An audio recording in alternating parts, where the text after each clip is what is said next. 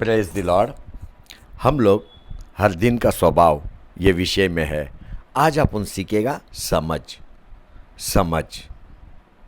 नीति वचन 3 अध्याय 4 से लेके 7 पद तक अपन पढ़ते हैं।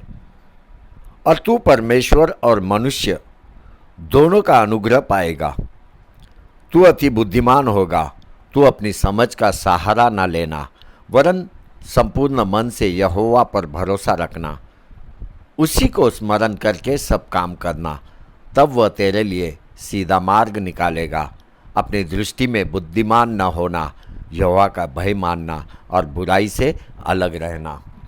देखो, अपने को नीति वचन 3 अध्याय 5 पद में देखने को मिलता है। बाइबल अपने को बोलता है, तू अपनी समझ का सहारा ना लेना। तू अपनी समझ का सहारा ना लेना, वरन संपूर्ण मन से यहोवा पर भरोसा रखना। देखो, तेरा समझ मतलब उसके अंदर दूरदृष्टि नहीं है। तेरा समझ मतलब तुझ में समझ का कुव्वत नहीं है। बाइबल में प्रभु यीशु क्रिस्त का जन्म से पहला 4000 साल पहला अय्यूब नाम का व्यक्ति पृथ्वी पे रहता था। अय्यूब के जीवन में भयंकर विपत्ति, पीड़ा आया, संकट आया। उसने अपने 7 पुत्र 3 बेटी को एक ही दिन में खो दिया। उसने अपने धन दौलत को खो दिया। इतना ही नहीं, अपना स्वस्थता को भी उसने खो दिया। इतना सारा भयंकर परिस्थिति में भी उसने अपने परमेश्वर को शापित नहीं किया, निंदा नहीं किया। बाइबल बोलता है अय्यूब ने परमेश्वर पर भरोसा किया। अय्यूब ने अपना समझ का उपयोग नहीं किया। अय्यूब को मालूम है उसका समझ सीमित है। उसका समझ समय काल के बाहर देख नहीं सकता है। उसका समझ के अंदर दूरदृष्टि नहीं है। उसके समझ में कुव्वत नहीं है। ऐसे भयंकर परिस्थिति में अय्यूब ने अय्यूब का किताब 1 अध्याय 21 पद में बोला, मैं अपनी माँ के पेट से नंगा निकला और वही नंगा लौट जाऊंगा। यहोवा ने दिया और यहोवा ने ही लिया। यहोवा का नाम धन्य है। अय्यूब के शब्द को देख, उसके शब्द में कोई पाप नहीं है। उसके शब्द में कोई पाप नहीं है। ना अपने परमेश्वर को मूर्खता से दोष लगाया। एक समझदार व्यक्ति, अय्यूब एक समझदार व्यक्ति, मनुष्य के जाति को उसने एक मूल्यवान शिक्षा दिया।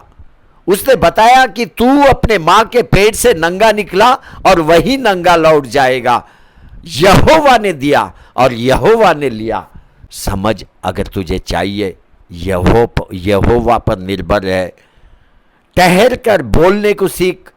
ठहरने का मतलब परमेश्वर को तेरे जीवन में समझ का पूर्ति करने का मौका देना। बोलते समय उतावला मत बन, उत्साहित मत हो।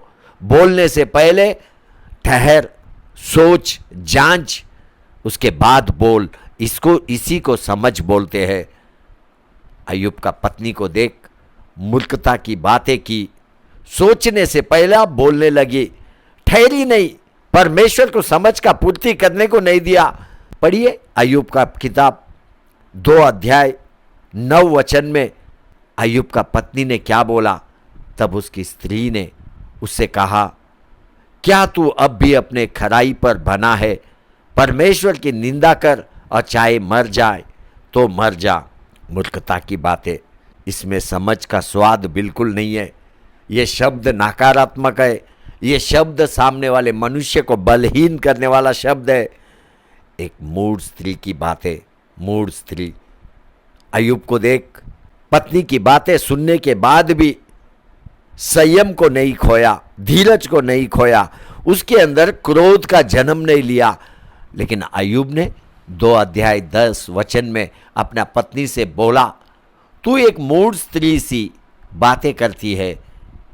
क्या हम जो परमेश्वर के हाथ से सुख लेते हैं दुख न ले? इन सब बातों में भी अय्यूब ने अपने मुंह से कोई पाप नहीं किया। देखो, अय्यूब समझदार। बाइबल अय्यूब के विषय में बोलता है, उसके भयंकर परिस्थिति में भी उसने अपने मुख से कोई पाप की बातें नहीं किया। ठहर कर बोलने वाला व्यक्ति, परमेश्वर से समझ प्राप्त करके बोलने वाला व्यक्ति, वह दूर दृष्टि प्राप्त करने वाला व्यक्ति। अय्यूब को देख, उसके समय में याजक नहीं थे, लोगों को परमेश्वर मालूम नहीं था, फिर भी वह अपने परिवार का याजक बना। हर दिन सुबह उठ के अपने परिवार के लिए प्रार्थना करता और उनके पापों के लिए बलि चढ़ाता था। समझ परमेश्वर से प्राप्त कर रहा था।